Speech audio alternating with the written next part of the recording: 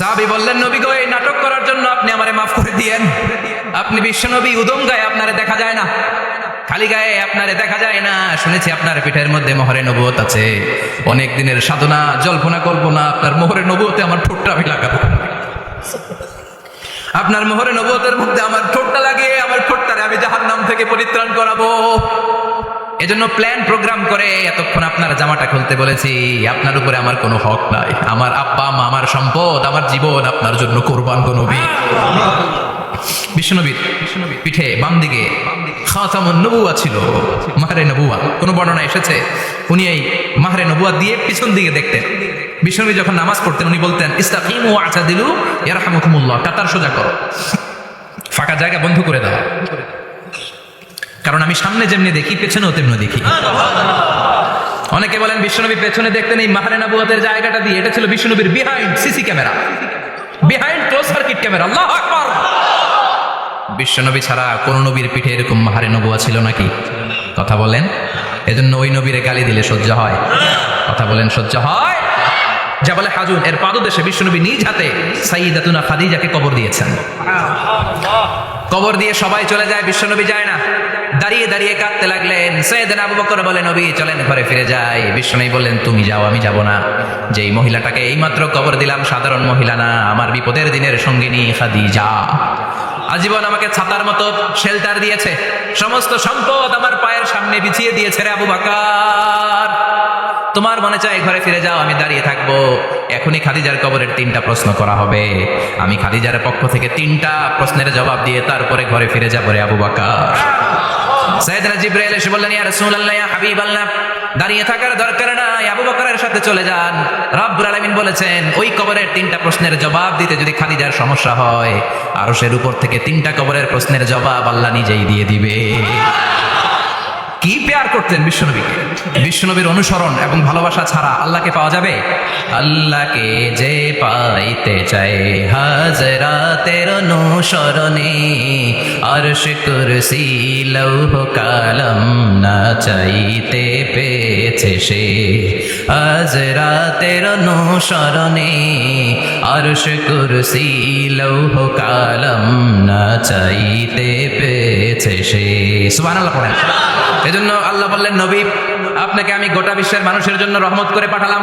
আবার আপনার চরিত্রটা গোটা বিশ্বের মানুষের জন্য আমি মডেল করে দিলাম। আল্লাহু আকবার। ওয়া ইন্নাকা লাআলা খুলুকিন আযীম। ও নবী, চমৎকার একটা চরিত্রের উপরে আমি আপনাকে প্রতিষ্ঠিত রেখেছি। And verily you are on a very good standard of character. ও নবী, আপনার চরিত্রটা বড় সুন্দর। আপনার চরিত্রের মতো গোটা বিশ্বের কারো চরিত্র হতে পারে? পা থেকে মাথা পর্যন্ত বিশ্বনবীর চরিত্রে একটা কালো দাগ বসানোর মতো ক্ষমতা কারো আছে নাকি? কারণ বিশ্বনবীর চরিত্র হলো কোরআনের চরিত্র। মা আয়েশাকে বলা হলো, মা আমাদের পেয়ারা নবীর চরিত্র কেমন ছিল আমাদেরকে বলে শোনান। মা আয়েশা বললেন, ও সাহাবীরা, বিশ্বনবীর চরিত্র ছিল কোরআনের চরিত্র। কানা খুলুকুহু আল কোরআন। বিশ্বনবীর চরিত্র ছিল কোরআনের চরিত্র। পুরো কোরআনে 30 পারাতে থিওরিটিক্যালি যা বলে শোনানো হয়েছে, বিশ্বনবীর জীবনীতে চরিত্রে প্র্যাকটিক্যালি ওই সব কিছু করে দেখানো হয়েছে। পুরো কোরআনে 30 পারাতে থিওরিটিক্যালি যা বলা, বিশ্বনবীর চরিত্রে প্র্যাকটিক্যালি সেটা করে দেখানো। সুবহানাল্লাহ বাড়িতে যাই বলেন। আবার বিশ্বনবীর আরেক স্ত্রী উম্মে সালামা বলতেন, ইনদামা ইয়ামশি রাসূলুল্লাহি আলাল আরদি কাআন্নাল কুরআনা ইয়ামশি আলাইহি। যখন বিশ্বনবী রাস্তার উপর দিয়ে হেঁটে যেত, মনে হয় কোরআন শরীফটা রাস্তার উপর দিয়ে হেঁটে হেঁটে যায়। কোরআনুল কারীম রাস্তা দিয়ে হেঁটে হেঁটে যাচ্ছে, মনে হচ্ছে যে এটা বিশ্বনবী নয়, এটা জীবন্ত কোরআন। পড়েন আল্লাহু আকবার। এজন্য এই নবীকে আল্লাহ এমন স্ট্যাটাস দিয়েছেন, পৃথিবীর কোন নবীকে তেমন স্ট্যাটাস দিয়েছে নাকি? এই নবীকে আল্লাহ এমন মর্যাদা দিয়েছে, গোটা বিশ্বের কাউকে এমন মর্যাদা দিয়েছে নাকি? এমন কিছু গুণাবলী, ক্যারেক্টারিস্টিক্স আল্লাহ বিশ্ব নবীকে দিয়েছে, পৃথিবীর কোন নবীকে সেগুলো দেয় নাই। সুবহানাল্লাহ। খুশি না বেজার? খুশি তো সবাই? কি দিয়েছেন, কি স্পেশাল এক্সট্রা স্ট্যাটাস আল্লাহ তাআলা বিশ্ব নবীকে দিয়েছেন আমরা শুনি। 1 নাম্বার স্ট্যাটাস হলো সাহিবু শাক্কিস সাদর। বিশ্বনবীর সিনা চাক হয়েছে, পৃথিবীর কোন নবীর সেটা হয় নাই। সুবহানাল্লাহ। 2 বার হয়েছে এটা বিশ্বনবীর জীবনে। হালিমাতু সাদিয়ার বাড়িতে যখন দুধ পান করতে গিয়েছিল তখন হয়েছিল, আবার মেরাজের রাতে হয়েছিল। উম্মে হানির ঘর থেকে চলে সাইয়েদনা জিবরাইল বিশ্বনবীকে হাতিমে কাবায় শুইয়ে দিলেন। এরপর গলার নিচ থেকে শুরু করে নাভি পর্যন্ত বুকটা কেটে ফেললেন। বিশ্বনবীর হৃদয়টাকে বের করলেন, জামজামের পানি দিয়ে ধৌত করলেন, আবার পেটের ভেতরে হৃদয়টাকে ঢুকিয়ে দিলেন। দিস ইজ কল্ড শাক্কে সাদার। উর্দু ফার্সিতে বলে সিনা চাক, ইংরেজিতে বলে ওপেন হার্ট সার্জারি। সুবহানাল্লাহ পড়বেন না? আমাদের অনেকের ওপেন হার্ট সার্জারি হয় না, গলা থেকে নাভি পর্যন্ত কাটা, সেলাই করে দিলে আবার বাঁচে। এটা বিশ্বনবীর সিনা চাক থেকে আবিষ্কার হয়েছে। পড়েন আল্লাহু আকবার। যে সমস্ত সাহাবারা বিশ্বনবীকে খালি গায়ে দেখেছে, উদম গায়ে দেখেছে, তারা বর্ণনা করেছে 2টা কাপড় মাঝখান দিয়ে সেলাই করলে যেমনি দাগ দেখা যায়, আমরা বিশ্বনবীর গলা থেকে নাভি পর্যন্ত এরকম সেলাইয়ের দাগ দেখতে পেয়েছি। শাক্কুস সাদর, special status of the last Messenger Muhammad সাল্লাল্লাহু। আর কোন নবীকে আল্লাহ এটা দেয় নাই। খুশি না বেজা? আবার উনি হলেন সাহিবুল মেরাজ। উনার মেরাজ হয়েছে, আর কোন নবীর হয়েছে নাকি? কথা বলেন। বিশ্বনবীর হৃদয়টা বড় ভাঙা। কলিজার টুকরা স্ত্রী খাদিজা নাই, যাকে সবচেয়ে ভালোবাসতেন, সবচেয়ে প্যার করতেন, যাকে মাহাব্বাত করতেন। এবং সাইয়েদাতুনা খাদিজার জন্য বিশ্বনবী মা আয়েশাকে ধমকও দিয়েছেন। সাইয়েদাতুনা খাদিজার কথা যখন বিশ্বনবী বলে বেড়ায় মা আয়েশার কাছে, খাদিজার কথা বললে মা আয়েশা বলতেন, ও নবী, কোন জাহিলি যুগে এক বুড়ি মহিলার সাথে আপনার বিয়ে হয়েছিল, মরে গিয়েছে, কবরে শুয়ে আছে। ওই মহিলার পরে কত সুন্দরী সুন্দরী নারীরা আমরা আপনার ঘরে আসলাম, তারপরে ওই বুড়ির কথা আমাদেরকে বলেন কেন? ওই বুড়ির কথা শোনান কেন? বিশ্বনবী রেগে গেলেন। সাইয়েদাতুনা খাদিজাকে বুড়ি বলার কারণে বিশ্বনবী মা আয়েশার চোয়ালটা এইভাবে চেপে ধরেছে। কোনোদিন স্ত্রীর গায়ে হাত তোলেননি, শুধু এই একবার খাদিজাকে বুড়ি বলার কারণে মা আয়েশার থুতনি চেপে ধরেছিলেন। আল্লাহু আকবার। আবার বিশ্বনবী বলতেন, রুজিকতু হুব্বাহা, খাদিজার ভালোবাসা আল্লাহ আমার হৃদয়ে ঢুকিয়ে দিয়েছে। আবার বিশ্বনবী দোয়া করলে বলতেন, ও আল্লাহ, ওই কিয়ামতের ময়দানে যেদিন বন্ধু বন্ধুরে চিনবে না, বাবা ছেলের চিনবে না, মা তার মেয়ের চিনবে না, পীর সাহেব মুরিদরে চিনবে না, মুরিদ পীর সাহেবরে চিনবে না, ওই কঠিন দিনে যেন আমি আমার কলিজার টুকরা খাদিজারে ভুলে না যাই। ওই কঠিন দিনে আমি যেন আমার খাদিজারে চিনতে পারি। সুবহানাল্লাহ। তার মানে ভালোবাসা বেশি না কম? সাইয়েদাতুনা খাদিজা ইন্তেকাল করলেন জাবালে হাজুনের পাশে ওনার কবর। যারা হজ উমরা করতে গিয়েছেন দেখেছেন না, মক্কা একটা কবর আছে, এটা মাকবারাতুল মা'লা। মা'লা, কিন্তু এটারে বাংলাদেশিরা বলে জান্নাতুল মুআল্লা। কি বলে? এটারে জান্নাতুল মুআল্লা বলবেন না, কারণ এই কবরস্থানে অনেক কাফির মুশরিকেরও কবর আছে, তো ওদের কবরস্থান কি জান্নাত হতে পারে? এটাকে মাকবারা বলবেন। মাকবারা মা'লা বা মুআল্লা, আর মদিনায় হচ্ছে মাকবারাতুল বাকিয়া। মুআল্লা কবরস্থান মক্কায়, আর বাকি কবরস্থান মদিনায়। এর পাশে বিশাল এক পাহাড়, হেরেম শরীফ থেকে দেখা যায় জাবালে হাজুন, এর পাদদেশে বিশ্বনবী নিজ হাতে সাইয়েদাতুনা খাদিজাকে কবর দিয়েছেন। কবর দিয়ে সবাই চলে যায়, বিশ্বনবী যায় না। দাঁড়িয়ে দাঁড়িয়ে কাঁদতে লাগলেন। সাইয়েদনা আবু বকর বলে, নবী চলেন ঘরে ফিরে যাই। বিশ্বনবী বললেন, তুমি যাও, আমি যাব না। যেই মহিলাটাকে এইমাত্র কবর দিলাম সাধারণ মহিলা না, আমার বিপদের দিনের সঙ্গিনী খাদিজা। আজীবন আমাকে ছাতার মতো শেল্টার দিয়েছে, সমস্ত সম্পদ আমার পায়ের সামনে বিছিয়ে দিয়েছে রে আবু বকর। তোমার মনে চাই ঘরে ফিরে যাও, আমি দাঁড়িয়ে থাকবো। এখনই খাদিজার কবরের 3টা প্রশ্ন করা হবে, আমি খাদিজার পক্ষ থেকে 3টা প্রশ্নের জবাব দিয়ে তারপরে ঘরে ফিরে যাবো রে আবু বকর। সাইয়েদনা জিবরাইল এসে বললেন, ইয়া রাসূলুল্লাহ, ইয়া হাবিবাল্লাহ, দাঁড়িয়ে থাকার দরকার নাই, আবু বকরের সাথে চলে যান। রব্বুল আলামিন বলেছেন, ওই কবরের 3টা প্রশ্নের জবাব দিতে যদি খাদিজার সমস্যা হয়, আরশের উপর থেকে 3টা কবরের প্রশ্নের জবাব আল্লাহ নিজেই দিয়ে দিবে। কি প্যার করতেন বিশ্বনবীকে। সাইয়েদাতুনা খাদিজা ইন্তেকাল করলেন, চাচা আবু তালেব ইন্তেকাল করল। দাওয়াত দেওয়ার জন্য বিশ্বনবী ওই তায়েফের ময়দানে গেলেন। তায়েফের ছেলেরাও পাথর মেরে বিশ্বনবীর দেহটারে ঝাঁঝরা করে দিল। বলেন ঠিক কিনা? খেয়ে না খেয়ে দিন প্রচারের কাজে নিজেকে দিয়েছ বিলিয়ে, তায়েফের কাফিরেরা চিনল না সে আলো, দুষ্ট ছেলেদের পিছু দিল লেলিয়ে। পাথরের আঘাতে ক্ষত বিক্ষত হয়ে সারা শরীর থেকে রক্ত ঝরে। হে রাসূল, তোমাকে ভুলি আমি কেমন করে? হে রাসূল, তোমাকে ভুলি আমি কেমন করে? ঠিক না? খাদিজা নাই, আবু তালেব নাই, তায়েফে যে মার খেয়ে আসলেন, অন্তরটা একেবারে ভাঙা, আর মন বসে না, কিচ্ছু ভালো লাগে না। বিশ্বনবীর মনের ভেতরে হাহাকার। বিশ্বনবীর মনে হলো, ডানে বায়ে দুনিয়ায় আমার মনে হয় কেউ নাই। বিশ্বনবী দুনিয়ায় বসে কষ্ট পায়, আরশের উপর থেকে এগুলো দেখে কে? আল্লাহ প্ল্যান করছেন কেমন করে আমার বন্ধুর মনটারে ভালো করা যায়। বিশ্বনবীকে স্পেশাল সারপ্রাইজ দেওয়ার জন্য আল্লাহ প্ল্যান করলেন। জিব্রাইল ডেকে বললেন, ও জিব্রাইল, আমার পেয়ারা নবীকে স্পেশাল সারপ্রাইজ দিব, কিন্তু এই সারপ্রাইজের গিফটটা তোমার হাত দিয়ে আমি দিতে চাই না, তুমি দিয়ে আসলে হবে না, আমার পেয়ারা নবীকে দুনিয়া থেকে টান দিয়ে আমার আরশের উপরে নিয়ে আসো। সাহিবুল মেরাজ, যেই নবীর মেরাজ হয়েছে আর কোন নবীর হয় নাই, এই মেরাজ করতে যে কত কাণ্ড, কত প্ল্যান প্রোগ্রাম, আল্লাহ টাইমের স্পিডকে আল্লাহ থামিয়ে দিলেন। মক্কা থেকে উঠিয়ে বিশ্বনবীকে এক মরুভূমিতে রাখা হলো রাতে, বললেন দোয়া করেন। দোয়া করে বিশ্বনবী বললেন, ভাই জিব্রাইল, এটা কোন জায়গা, কোথায় দোয়া করবো?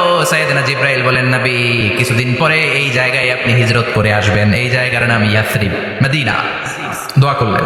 আবার সেখান থেকে তুলে এক পাহাড়ে রাখা হলো, নবী দোয়া করেন। দোয়া করে নবী বললেন, এটা কোন পাহাড়? অন্ধকার, আমি তো কিছু চিনি না।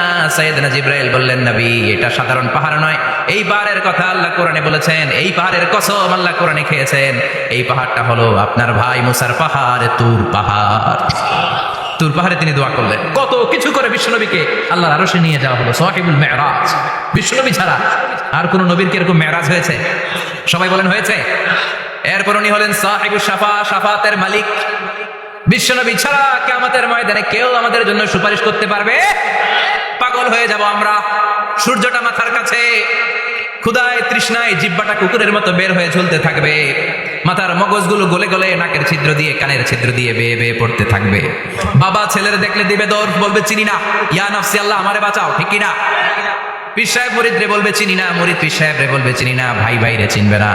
সব নবী আর সব উম্মতের একটাই জিকির, ইয়া নাফসি ইয়া নাফসি। নবীও জিকির করে ইয়া নাফসি, উম্মতও জিকির করে। সবাই সাইয়েদনা আদম রে ধরবে, সাইয়েদনা আদম বলবে আমি পারবো না। নূহের কাছে যাও, সাইয়েদনা নূহ বলবে পারবো না। ইব্রাহিমের কাছে যাও, সাইয়েদনা ইব্রাহিম বলবে পারবো না। মুসা আলাইহিস সালামের কাছে যাও, মুসা আলাইহিস সালাম বলবেন পারবো না। ঈসা আলাইহিস সালামের কাছে যাও, সাইয়েদনা ঈসা আলাইহিস সালাম বলে এত জায়গায় ঘুরে লাভ নাই, জায়গা মতো যাও মিয়া, জায়গা মতো যাও মাকামে মাহমুদে, বিশ্বনবীকে সেজদায় পড়ে থাকতে দেখবা। ওই নবী ছাড়া আজকের এই ভয়ঙ্কর আমাদের সবার বিপদের দিন, এই বিপদের দিনে আল্লাহর সামনে দাঁড়িয়ে কথা বলার মতো সাহস আজকে কারো নাই। বিশ্বনবী কাঁদতে থাকবেন, সেজদায় পড়ে কাঁদবেন। সবার জিকির ইয়া নাফসি ইয়া নাফসি, বিশ্বনবীর জিকির ইয়া উম্মতি। কাঁদতে কাঁদতে নবী আমার বেহুশ, সবাই বিশ্বনবীর চারদিকে দাঁড়িয়ে থাকবে গোল হয়ে, আমার নবী মাকামে মাহমুদে সেজদায় পড়ে থাকবে। বিশ্বনবীর কান্না দেখে আল্লাহর সহ্য হবে না। আল্লাহ বলবে, না নবী ইরফা রাসাক, মাথা উঠান, আর সইতে পারি না, সাল তোতা, এবার চান, কি লাগবে আপনার সব দেব। ওয়াশফা তুশাফা, যার জন্য সুপারিশ করবেন তাকেই জান্নাত দিয়ে দেব। বিশ্বনবী বলেন, লিকুল্লি নবীন দাওয়া মুস্তাজাবা, সব নবীর দুনিয়াতে একটা স্পেশাল দোয়া ছিল, এটাকে বলে দাওয়া মুস্তাজাবা। এই দোয়াটা করলেই কবুল করে নিয়েছে কে? আল্লাহ।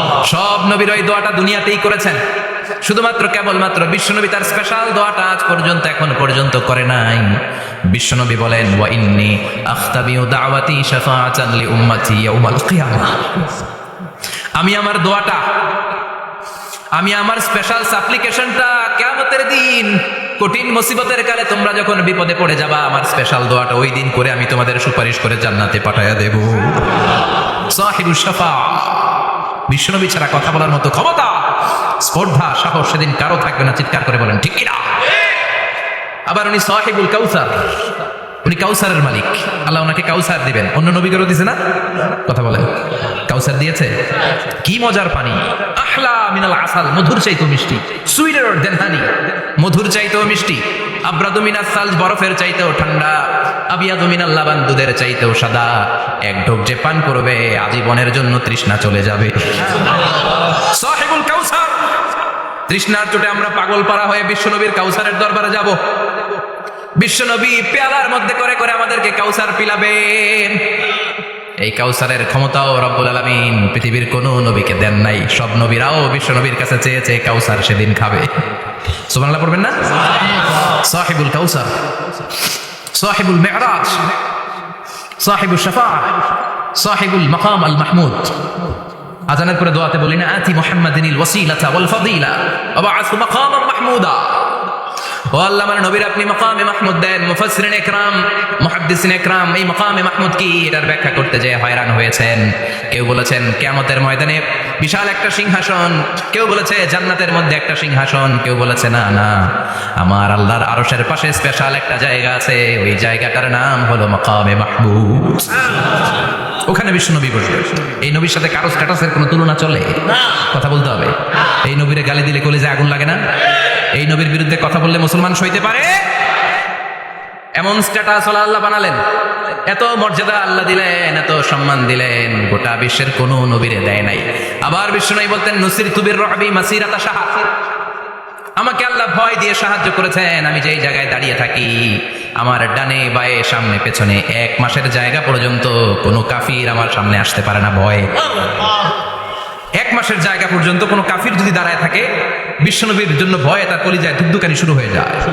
ধরেন আমি উনারে ভয় পাই, কাছে আসলেই না ভয়, দূরে গেলে তো আমি পালোয়ান, ঠিক কিনা? উনি আছে কোম্পানিগঞ্জ বাজারের ওইদিকে, আমি এদিকে, আমি পালোয়ান, স্বাস্থ্যের সমস্যা নাই, ঠিক কিনা? কারণ কাছে নাই। কিন্তু বিশ্বনবী এমন পাওয়ারফুল ছিলেন, কাছে আর দূরে কোনো কথা না, ডানে বায়ে সামনে পেছনে 1 মাসের দূরত্ব। এই লোকেশনের মধ্যে যদি কোনো কাফির মুশরিকের আন্ডা বাচ্চা থেকে থাকে, বিশ্বনবীর ব্যাপারে ভয় তাদের অন্তরের মধ্যে ঢুকিয়ে দেয় কে? এজন্য বিশ্বনবীর সাথে কারো মর্যাদার কোনো তুলনা চলে? বিশ্বনবী আমাদের মডেল। আমাদের মডেল কে? কথা বলেন, সবাই বলেন। আপনাদের মনোযোগ আছে না গেছে? জিমাই পড়তেছেন মনে হয়। এটা কিন্তু ক্লাস। আমি সবসময় বলি আমার আলোচনা ক্লাসের মতো মনে করবো, because I consider all the sitting person in front of me, beside me as a student. আমি যখন কথা বলি সবাইকে আমি স্টুডেন্ট ভাবি, আমাকে শিক্ষক ভাবি। আমার আগে যিনি কথা বলেছেন তখন উনি ছিলেন আমাদের শিক্ষক, আমার পরে কেউ বললে উনি শিক্ষক, আমরা ছাত্র, ঠিক কিনা? কোরআনের ছাত্র হয়ে বাঁচলেও লাভ, মরলেও লাভ, ঠিক কিনা? হাতি মরলেও লাখ টাকা, ঠিক কিনা? কোরআনের স্টুডেন্ট বাঁচলেও লাভ, কোরআনের ছাত্র হয়ে মরলেও। এজন্য শেষ পর্যন্ত মনোযোগের সাথে কথাগুলো শুনতে হবে জীবন পরিবর্তন করার জন্য। রাজি আছেন তো? ঘুমে ধরে নাই তো? কষ্ট হলে আমাকে জানাবেন। কষ্ট হচ্ছে না তো? তাকবীর পড়েন, লিল্লাহে তাকবীর, লিল্লাহে তাকবীর। বিশ্বনবী আমাদের মডেল, ঠিক কিনা? সবাই একমত? দ্বিমত নাই কেউ? অন্য কেউ আমাদের মডেল নাই? শাহরুখ খান, আমির খান, সালমান খান, হিরো আলম। ব্যাপার কি? হিরো আলমের কথা শুনে এত হাসি কেন? মডেল না সে? কেউ আমাদের মডেল না। আমাদের মডেল হচ্ছে বিশ্বনবী, ঠিক কিনা? এজন্য আসুন বিশ্বনবীর জীবনী থেকে কিছু মেসেজ আমরা নেই, কিছু শিক্ষা আমরা নেই, যাতে করে জীবনটাকে এনলাইটেন করা যায়, আলোকিত করা যায়। আমরা এই মাহফিলগুলোতে এসেছি আলোকিত হতে, নাকি? আলোকিত মানুষ হয়ে ফিরে যাব। এসে কিছু স্লোগান দিব, হুজুরের চেহারা দেখবো, হুজুরের সাথে মুসাফা করার জন্য? No, no way. এগুলোর জন্য মাহফিল নয়। Consider this programme as a class, as a seminar. স্পিকাররা আসবে, কোরআন সুন্নাহর আলোকে কথা বলবে, এগুলো আমরা শুনবো, নোট ডাউন করব, মানার চেষ্টা করব, ঠিক কিনা? মানতে রাজি আছেন তো? সবাই রাজি? সবাই? আল্লাহ তুমি কবুল কর। আজকে বিশ্বনবীর জীবনী থেকে 3টা কথা শুনবো। এই 3টা কথা শুনে মানার চেষ্টা করব, তারপর আমরা একসাথে বিদায় নিব। পড়েন ইনশাআল্লাহ। প্রথমে জানবো আমার নবী দেখতে কেমন ছিলেন। জানতে মনে চায় না? চাঁদের চেয়ে সুন্দর ছিলেন, ঠিক কিনা? চাঁদের চেয়ে সুন্দর তুমি নবী আমার কামলিওয়ালা, চাঁদের চেয়ে সুন্দর তুমি নবী আমার কামলিওয়ালা, দু জাহানের বাদশাহ তুমি প্যারা নবী সাল্লে আলা, দু জাহানের বাদশাহ তুমি প্যারা নবী সাল্লে আলা, চাঁদের চেয়ে সুন্দর তুমি নবী আমার কামলিওয়ালা, ঠিক কিনা? আমরা হাদিসের আলোকে দেখার চেষ্টা করবো আসলে তিনি কতটা সুন্দর ছিলেন। তাহলে প্রথমে শুনবো উনি দেখতে কেমন ছিলেন, তারপর শুনবো ওনার আচরণ কেমন ছিল। দেখতে কেমন ছিলেন মানে বাহিরটা কেমন, আর আচরণ মানে ভিতরটা কেমন, ঠিক কিনা? 3 নম্বরে আমরা শুনবো ওনার মেধা, বুদ্ধি, ইন্টেলেকচুয়াল ক্যাপাসিটি কেমন ছিল। কষ্ট হয়ে যাচ্ছে না তো? আলোচনা কঠিন মনে হচ্ছে? তাহলে প্রথমে শুনবো ফিজিক্যাল ক্যারেক্টারিস্টিক্স, তারপরে শুনবো বিহেভিয়ারিয়াল ক্যারেক্টারিস্টিক্স, এন্ড ফাইনালি আমরা শুনবো ইন্টেলেকচুয়াল ক্যারেক্টারিস্টিক্স। প্রথমে শুনবো দেখতে কেমন, তারপরে শুনবো আচরণ কেমন, এরপরে শুনবো বুদ্ধি কেমন। পড়েন ইনশাআল্লাহ। শুনতে রাজি আছেন তো? প্রথম পয়েন্টে আমরা শুনবো আমার নবী দেখতে কেমন ছিলেন। বিশ্বনবী ঈসা ইসলাম দেখতে অনেক সুঠাম একজন মানুষ ছিলেন, শক্তিশালী একজন পুরুষ ছিলেন, অসাধারণ একজন পার্সোনালিটি ছিলেন, ঠিক কিনা? উনি এত শক্তিশালী ছিলেন, বিষ্ণু বলতেন আমার ডান হাতের ভেতরে আল্লাহ জান্নাতের 40 জনের শক্তি ঢুকিয়ে দিয়েছে। উনি মক্কার সবচেয়ে বড় কুস্তিগির রুকানাকে ধরে মাটিতে 3 বার আছাড় মেরেছেন। শক্তি বেশি না কম? সুবহানাল্লাহ পড়বেন না? বিশ্বনবীর এই বুকটা ছিল উঁচু, পেটটা ছিল চাপা, 6 প্যাক। কয় প্যাক? আপনাকে কয় প্যাক? আমার কয় প্যাক? বিশ্বনবীর 6 প্যাক। তবে শেষকালে একটু গায়ে গোশত বেড়ে গিয়েছিল, কিন্তু ইয়াং অবস্থায় 6 প্যাক। এই মুরাদনগরের জিমনেশিয়াম নাই আছে, ইয়াং ছেলেরা দেখবেন তারা ডায়েট করে, they are on diet in order to keep fit, always fit থাকবা মিয়া। যৌবনকে ধরে রাখতে হবে, ঠিক কিনা? কারণ যুবকরা যদি ভালো পথে চলে ভালো থাকবে বাংলাদেশ, যুবক যদি পথ হারায় হায় হায় করবে বাংলাদেশ, ঠিক কিনা? যুবকদের মধ্যে আছে প্রাণ ঢালা শক্তি আর উচ্ছ্বাস, তাদের গায়ের রক্ত গরম, তারা চাইলে অনেক কিছু করতে পারে। এই যে কিছুদিন আগে কোটা বিরোধী আন্দোলন হলো, নিরাপদ সড়ক চাই আন্দোলন হয়েছে না? আমি অবাক হয়েছি, আমি মালয়েশিয়াতে ছিলাম, ছোট্ট ছোট্ট ছেলে মেয়েরা কেমন করে রাস্তায় চলতে হয়, দুঃখজনক হলেও সত্যি আমাদের পুলিশ পোশাকি বাহিনী করে দেখাইতে পারে নাই। ছোট্ট ছোট্ট শিশুরা আমাদেরকে লজ্জিত করেছে, চিৎকার করে বলেন, ঠিক কিনা? কিন্তু এত সুন্দর ইনিশিয়েটিভ নেওয়ার পরে আমাদের পক্ষ থেকে যে আচরণ পাওয়ার কথা ছিল এটা তারা পায় নাই। কথা বলেন। কিছুদিন আগে নোয়াখালী বিজ্ঞান ও প্রযুক্তি বিশ্ববিদ্যালয়ে আমি দেখে অবাক, সেখানকার যুবকরা ইনিশিয়েটিভ নিয়েছে যে হাজার হাজার ছেলেমেয়েরা ভর্তি পরীক্ষা দিতে আসবে, এদেরকে আমরা ফ্রিতে খাওয়াবো, ফ্রিতে থাকতে দেবো। নোয়াখালী করে গালি দিয়েন না, আগে মতো করে দেখা। অসাধারণ কাজ করেছে, গোটা বিশ্ব দেখেছে, ঠিক কিনা? কুমিল্লার সন্তানরাও পারে, চট্টগ্রামের ছেলেরাও পারে, বরিশালের ছেলেরাও পারে। যুবকদেরকে শুধু এক হতে দেয়া দরকার। যুবকরা যদি এক হতে পারে তাহলে সমাজে আর কোনো অন্যায় অনাচার থাকতে পারে না। বিশ্বনবী যখন যুবক একটা সংগঠন করেছিলেন, নাম হালাফুল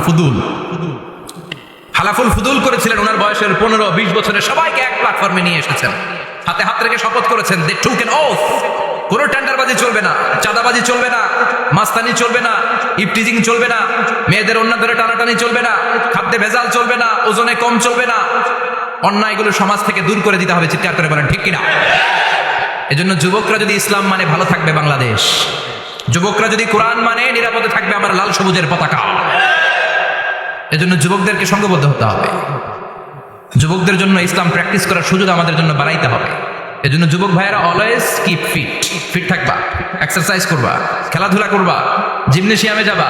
কারণ আল মুমিনাল কবি খায়রুম মিনাল মুমিনাদ দাঈফ। বিষ্ণু বলেছেন শক্তিশালী মুমিন দুর্বল মুমিনের চাইতে আল্লাহর কাছে অনেক বেশি প্রিয়। সুবহানাল্লাহ। কারণ আমরা যারা দুর্বল, জিহাদের ময়দানে আমরা এক দৌড় দিয়া বেহুশ, ঠিক কিনা? এই যে 71 সালে পাক হানাদার বাহিনীদের সাথে যুদ্ধ করছে কি বুড়া মানুষেরা?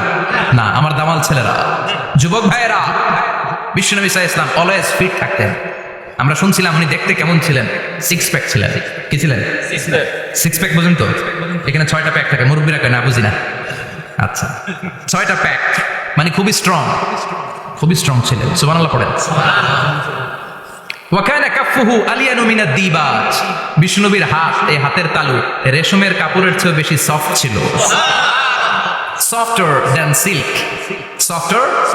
সিল্ক, সিল্কের চাইতে বেশি সফট। সিল্কের কাপড় চিনেন না?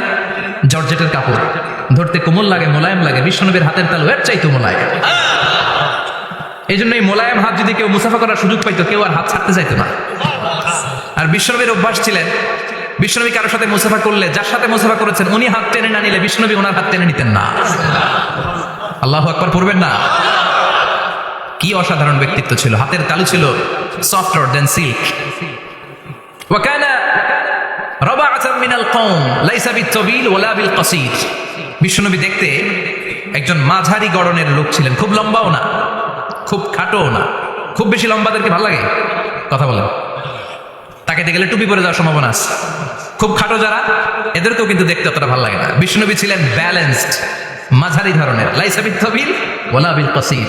কিভাবে আল্লাহ চুজ করেছেন ওনার পেয়ারা হাবিবকে, পড়েন সুবহানাল্লাহ। ওয়া কানা আযহারাল লাউন, ফর্সা রঙের মানুষ ছিলেন, ব্রাইট কালার। কি কালার? Bright colour. সিভি যারা লিখেন কারিকুলাম ভিটা, ওখানে স্কিন কালার লিখতে হয়। আপনি কি ফর্সা না কালো? কালো হলে ব্ল্যাক কালার, ফর্সা হলে ব্রাইট কালার। বিষ্ণুনবী ছিল ব্রাইট কালার, ফর্সা রঙের মানুষ। কতটা সুন্দর ছিলেন! অনেকে বলে সাইয়েদানা ইউসুফ আলাইহিস সালাম বেশি সুন্দর না, না, বিশ্বনবী সাইয়েদানা ইউসুফ আলাইহিস সালামের চেয়ে অনেক গুণ বেশি সুন্দর ছিলেন। বিশ্বনবী বলতেন না মালিহুন ওয়া আখি ইউসুফ সাবিহুন, আমি বিশ্বনবী মালিহ। আলেম যারা আছেন উত্তর দেন আরবিতে মিলহুন মানে কি? লবণ। তার মানে মালিহ মানে লাবণ্যময়। বিশ্বনবী লাবণ্যময় সুন্দর ছিলেন, আর ইউসুফ আলাইহিস সালাম সাদা সুন্দর ছিলেন। এদিকে লাবণ্যময়, এদিকে সাদা, কোনটা ভালো লাগবে? কথা কন। তার মানে বিশ্বনবীর গায়ের স্কিন ছিল ব্রাইট কালার, ফর্সা রঙের মানুষ ছিলেন, মাঝারি সাইজের মানুষ ছিলেন, সিক্স প্যাকের মানুষ ছিলেন। ওয়াকবিদা ওয়ালাইসা ফি রাসিহি ওয়া লিহিয়াতিহি 20 শাআরা বাইদা। ইন্তেকালের আগে দাড়ি আর চুল মিলে 20টা দাড়ি চুলের বেশি পাকে নাই। সুবহানাল্লাহ পড়বেন না? দাড়ি আর চুল মিলে মোট পাকছিল কয়টা? অনেকে বলে হুজুর স্বপ্নের ব্যাখ্যা দেন, কি স্বপ্ন দেখেছেন? তিনি বললেন আমি স্বপ্নে দেখেছি একজন লোক আল্লাহ রাসূলের কবর থেকে উঠে এসেছে। তাই নাকি? উনি জানতে চাচ্ছে যে আল্লাহ রাসূল কিনা। আমি বললাম চেহারা কেমন দেখেছেন? বলে হুজুর আমি দেখলাম ধবধবে সাদা দাড়ি, ধবধবে সাদা চুল। তার মানে উনি কি আল্লাহ রাসূলকে দেখেছে? না, আল্লাহ রাসূলের ধবধবে সাদা চুল ছিল না, ধবধবে সাদা দাড়ি ছিল না। ইন্তেকালের আগে দাড়ি আর চুল মিলে পাকছিল কয়টা? কোম্পানিগঞ্জের ভাইয়েরা মনে থাকবে? দাড়ি আর চুল মিলে পেকেছিল কয়টা? কেমন করে পাকবে? উনি তো জাইতুনের তেল মালিশ করতেন। সুবহানাল্লাহ। এজন্য আল্লাহ কসম করে বললেন ওয়াত-তিনি ওয়াজ-জাইতুনি ওয়া তুরি সিনিন ওয়া হাদাল বালাদিল আমিন। তিন ফলের কসম, জাইতুনের কসম, এই তিন জাইতুন যারা খাবে তাদের দাড়ি চুল সহজে পাকবে না। জাইতুন চিনেন? Olive oil. জলপাই আছে না, আরব দেশের জলপাইকে বলে জাইতুন। তাম্বুতু বিদ্দিহিনি ওয়া সিবগিল লিল আকিলিন। এটার অনেক কাজ। এটা খাওয়া যায়, মালিশ করা যায়, আবার এই জাইতুনের ডাল ভেঙে মেসওয়াকও করা যায়। বলেন ঠিক কিনা? বিশ্বনবী বলতেন নি'মা সিওয়াকিয়া জাইতুন, জাইতুনের ডালের মেসওয়াক কতই না চমৎকার মেসওয়াক। ফাইন্নাহা সিওয়াকি ওয়া সিওয়াকুল আমবিয়া মিন ক্বাবলি। কেননা জাইতুনের ডাল আমার মেসওয়াক, আর আমার আগে যত নবী দুনিয়া এসেছে সব নবীরা জাইতুনের ডাল দিয়ে মেসওয়াক করেছে। এই জাইতুনের তেল আপনার বাজারে পাবেন। অলিভ অয়েল বলে জিজ্ঞেস করলে দিয়ে দিবে। কি অয়েল? এটা দাড়িতে মাখলে দাড়ি পাকে না, দেরিতে পাকে। চামড়ায় লাগালে মেসেজ করলে চামড়ার ভাঁজগুলো পড়বে না, আপনার স্কিন সুন্দর থাকবে। বিশ্বনবী এটা মাখতেন, এজন্য দাড়ি আর চুল তেমন একটা পাকে নাই। আওয়াজ করে পড়তে হবে আল্লাহু আকবার। তুলুশ শা'r ইলা শাহমাতাইল উযুন। এবার শুনি বিশ্বনবীর চুল কেমন ছিল। বিশ্বনবীর চুল মাঝে মাঝে এই কানের লতি বরাবর আসতো। ইলা শাহমাতাইল উযুন মানে বড় চুল রাখতেন। হেয়ার কাটটা ছিল লং হেয়ার কাট, মাঝে মাঝে কানের লতির মাঝামাঝি, আর কখনো কখনো কাঁধ বরাবর। ইলাল মানকিবাইনি, তিন সিস্টেমে রাখতেন। কানের মাঝ, কানের লতি, কাঁধ বরাবর। ইয়াংরা মহা খুশি যে বড় চুল রাখার দলিল পাইছে। সুন্নতের নিয়তে রাখতে হবে, একটা ভদ্র কাটিং হইতে হবে। আর ইউনিভার্সিটি আর স্কুলের স্টুডেন্ট হলে ইউনিভার্সিটির ড্রেস কোড, হেয়ার কাট মেনে চলতে হবে, ঠিক কিনা? আর সুন্নাতের নিয়তে যদি রাখতে চাও একটা ভদ্রতা থাকতে হবে, একটা সৌন্দর্য থাকতে হবে। ইদানিং অনেক ছেলেরা খুব অদ্ভুত কাটিং দেয়, এই হেয়ার কাট গুলো নিষিদ্ধ। একটা হেয়ার কাট আছে কাজা, নাহা রাসূলুল্লাহি আনিল কাজা। বিশ্বনবী কাজা কাটিং দিতে নিষেধ করেছেন। কাজা মানে চুলের কিছু অংশ ট্রিম করে চামড়ার সাথে লাগানো, কিছু অংশ বড় বড়, এরকম আছে না নাই? এটারে আমি বলি ঘোড়া কাটিং। কি কাটিং? ঘোড়া কাটিং। ঘোড়ার মাথায় এরকম লম্বা চুল আছে না নাই? কেউ যদি এখানে থেকে থাকো মাইন্ড করো না, নেক্সট ডে এই হেয়ার কাট নিবা না, ঠিক কিনা? রাজি আছি তো? আমার যুবকরা পছন্দ করে বেশি, আমিও পছন্দ করি ওদেরকে খুব বেশি। ওরা আমার কথা বুঝে বেশি, আমিও ওদের হৃদয়ের কথা বুঝি বেশি, এজন্য এগুলো ভালোবেসে বলি। যদি কেউ নিয়ে থাকো এই নিষিদ্ধ হেয়ার কাট, সামনে নিবা না, ইনশাআল্লাহ বলো। আর জোরে ইনশাআল্লাহ। ওয়াকানা ইউফাররিকু বাইনা শা'রি। চুলের মাঝখানে বিশ্বনবী সিঁথি করতেন। আপনারা কাজী নজরুল ইসলামের ছবি দেখেছেন? দেখবেন যিনি মাঝখানে সিঁথি করতেন, বিশ্বনবী এইভাবে মাঝখানে সিঁথি করে সিঁথির মাঝখানে আতর ঢেলে দিতেন। কেন ঢেলে দিতেন? যেখানেই সেজদা দিতেন ওই জায়গায় আতরের ঘ্রাণে আমোদ হয়ে যেত। আরিদুস সাদর, বুকটা ছিল প্রশস্ত। ওয়াকানা বাইনা কাতিফাইহি খাতামুন নবুওয়া, আর পিঠের মধ্যে কাযিররিল হাজালা, কবুতরের ডিমের মতো একটা মাহরুম নবুওয়া ছিল। উনি যে শেষ নবী, উনি যে প্রফেট, দ্য লাস্ট মেসেঞ্জার, এটা প্রমাণ। আল্লাহ সিল মেরে দিয়েছে। বাম দিকের কাঁধে, ডান দিকে না, কোন দিকে? সাহাবারা যারা এটা দেখেছেন তারা বলেছেন যে আমরা দেখেছি এর মধ্যে কিছু চুলও ছিল, একটু লালচে ছিল, একটু উঁচু ছিল। একদিন বিশ্বনবী বললেন, বান্দার কোনো হক আল্লাহ কোনোদিন ছেড়ে দেয় না। আল্লাহর হক আল্লাহ মাফ করে, বান্দার হকের মাফ নাই। যদিও আমি নবী, আমার উপর যদি কোনো হক থাকে বলো, আমি দিয়ে দেব। কোন সাহাবী দাঁড়ায় না, এক সাহাবী দাঁড়িয়ে বললেন, নবী যুদ্ধের ময়দানে চাবুক চালানোর সময়, লাঠি চালানোর সময় এক কাফেরকে মারতে যেয়ে আপনার লাঠির বাড়ি আমার পিঠের মধ্যে পড়েছে। আপনি যেহেতু এই কেসাসটা আদায় করতে চান, আপনার পিঠে আমি লাঠির বাড়ি মেরে এটারে শোধবোধ করে দিতে চাই। সাইয়েদনা ওমরে ফারুক হাতের জামা এরকম পড়তে শুরু করছে, আয় দিকে আয়, তোরে শোধবোধ করাই। বিশ্বনবী বললেন, ওমর রাখো, এটা বান্দার হক, মিটাতে দাও। বিশ্বনবী বললেন, আসো তুমি এসে আমার পিঠে লাঠি দিয়ে চাবুক দিয়ে বাড়ি মারো। সাহাবী বলে, ও নবী, তখন দুর্ভিক্ষের সময়ের যুদ্ধ ছিল, আমাদের গায়ে জামা ছিল না। যখন আপনি আমার চাবুকটা পিঠের মধ্যে মেরেছেন, আমার পিঠে তখন জামা ছিল না। আপনি যদি যথা নিয়মে কেসাসটা আদায় করতে চান, আপনার জামাটা খুলেন, খালি পিঠের মধ্যে বাড়িটা মার। এবার ওমরে ফারুককে ধরে কে?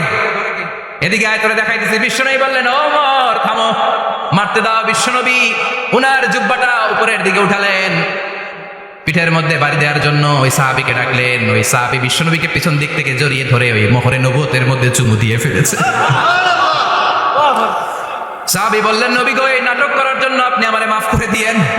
আপনি বিশ্বনবী, উদম গায়ে আপনারে দেখা যায় না, খালি গায়ে আপনারে দেখা যায় না। শুনেছি আপনার পিঠের মধ্যে মোহরে নবুয়ত আছে। অনেক দিনের সাধনা, জল্পনা কল্পনা, আপনার মোহরে নবুয়তে আমার ঠোঁটটা আমি লাগাবো। আপনার মোহরে নবুয়তের মধ্যে আমার ঠোঁটটা লাগিয়ে আমার ঠোঁটটারে আমি জাহান্নাম থেকে পরিত্রাণ করাবো। এজন্য প্ল্যান প্রোগ্রাম করে এতক্ষণ আপনার জামাটা খুলতে বলেছি। আপনার উপরে আমার কোনো হক নাই। আমার আব্বা মা, আমার সম্পদ, আমার জীবন আপনার জন্য কোরবান গো নবী। বিশ্বনবীর পিঠে বাম দিকে খাতামুন নবুওয়া ছিল, মাহরে নবুওয়া। কোন বর্ণনা এসেছে উনি এই মাহরে নবুওয়া দিয়ে পিছন দিকে দেখতেন। বিশ্বনবী যখন নামাজ পড়তেন উনি বলতেন, ইস্তাকিমু ওয়া'তাদিলু ইয়ারহামুকুমুল্লাহ, কাতার সোজা করো, ফাঁকা জায়গা বন্ধ করে দাও, কারণ আমি সামনে যেমনি দেখি পেছনেও তেমনি দেখি। অনেকে বলেন বিশ্বনবী পেছনে দেখতেন এই মাহরে নবুওয়াতের জায়গাটা দিয়ে। এটা ছিল বিশ্বনবীর behind CC camera, behind close circuit camera. আল্লাহু আকবার। বিশ্বনবী ছাড়া কোন নবীর পিঠে এরকম মাহরে নবুওয়া ছিল নাকি? কথা বলেন। এজন্য ওই নবীরে গালি দিলে সহ্য হয়? কথা বলেন, সহ্য হয়? আবিয়াদুল ইবতাইন, বগল ছিল শুভ্র সাদা। আমাদের বগল কি সাদা? দুর্গন্ধ, কুৎসিত, কালো, তাই না? বিশ্বনবীটা কালো, কথা কম, শুভ্র সাদা। আমরা দোয়া করি এভাবে। বিশ্বনবী মাঝে মাঝে দোয়া করতে করতে, বৃষ্টির জন্য যখন দোয়া চাইতেন, আরাফার ময়দানে যখন দোয়া চাইতেন, দোয়া করতে করতে হাতটারে উপরের দিকে করতেন। সবাই এরকম হাত তোলেন, সবাই হাত তোলেন। বিশ্বনবী মাঝে মাঝে আবেগের চোটে এইখান থেকে হাতটা এই জায়গায় নিয়ে যেতেন। সুবহানাল্লাহ। বিশ্বনবী যখন হাত আবেগের চোটে উপরের দিকে উঠাতেন, বিশ্বনবীর বগল দেখা যেত। সাহাবারা বলতেন, হাত্তা ইউরা বায়াদু ইবতাইহি, এই সুযোগে আমরা দেখতাম ওনার বগলটা ধবধবে সাদা, কোনো দাগ ছিল না। মুস্তাওয়াল জাবিন, প্রশস্ত ললাট ছিল। আসাম্মুল আনফ, খাড়া নাক ছিল। বিষ্ণুবীর নাক কিন্তু বোচা ছিল না। এরকম চারটা নাকরে আপনারা কোম্পানিগঞ্জে কি বলেন? সাকমা, কি নাক? হ্যাঁ, বুসা, নাক বুসা বা বোচা। বিষ্ণুবীর নাক এই চাকমা স্টাইলে নাক ছিল না, খাড়া ছিল, খাড়া নাক ছিল। সুবহানাল্লাহ পড়ো। মুফাল্লিজুল আসনান, দাঁতগুলো ছিল পরিপাটি। বিশ্বনবীর দাঁতের দিকে তাকালে, বিশ্বনবীর হাসির দিকে তাকালে মনে হতো হাসিতে যেন মুক্তা ঝরে। বিশ্বনবী দেখতে কেমন ছিল আন্দাজ পাচ্ছেন না মোটামুটি? এই চমৎকার দেহটা নিয়ে যখন আয়নার সামনে দাঁড়াতেন, বিশ্বনবী জোস জোস পোজ দিতেন না। এখনকার ছেলেপেলেরা বলে আয়নার সামনে দাঁড়াইয়া দেই জোস জোস পোজ, আচ্ছা না নাই? বিশ্বনবী জোস জোস পোজ দিতেন না। বিশ্বনবী আয়নার সামনে দাঁড়িয়ে বলতেন, আল্লাহুম্মা হাসানতা খালকি ফাহসিন খুলুকি। ও আল্লাহ, আমার চেহারাটা যেমনি আপনি সুন্দর বানিয়েছেন, আমার হৃদয়টারেও সুন্দর করে দেন। What a attitude, what an attitude!